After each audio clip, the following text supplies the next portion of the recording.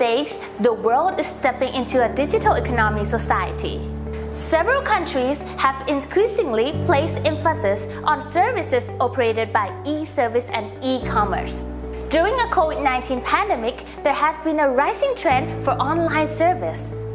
And on one hand, this reveals an opportunity for adaptive entrepreneurs to take advantages to boost their business. And on the other hand, it is a disruption to those who fail to respond to this rapid change. Therefore, a context of the country's socio-economic development which moved towards a full-scale digital transformation according to the Thailand 4.0 policy. With an aim to develop digital infrastructure will drive Thailand towards the digital economy. The digital economy is one of the key tools or priority to drive Thailand 4.0. Ministry of Digital Economy and Society, and I will call the MDES. MDES is responsible to make a 20 years policy strategy plan. In the 20 years plan strategy for the Digital Economy and Society Development Plan, one of the factors is digital governance. So we have to make sure that the digital has been adopted in the government sector to provide the service to the citizen, to the business, and many others. The most important thing is to set the standard or the regulations to make sure that the service can be trusted, it can be confidence, including e-document standard, e-signature standard, the e-meeting standard, the e-voting in e-meeting standard, and also the digital ID to accommodate the real e-service. We want to make sure that every e-service they have reached the standard.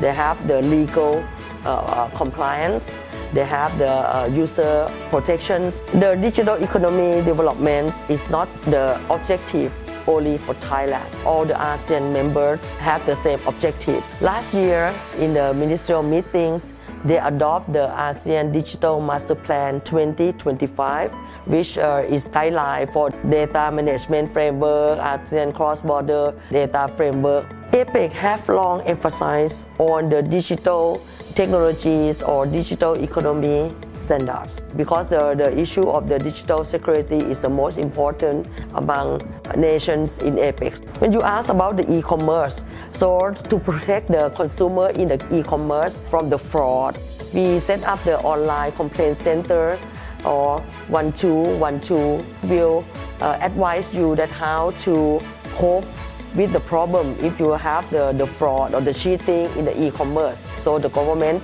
have set up the regulations and the service to cope with that problem. Not just only e-commerce that have to be, you use a control the words, but have to be regulated. Many other e-service, the e-service have to be reach the standard or the certain control by legal to make sure that it's have the fairness, it's have the liability to protect the consumer rights and also to accommodate the business.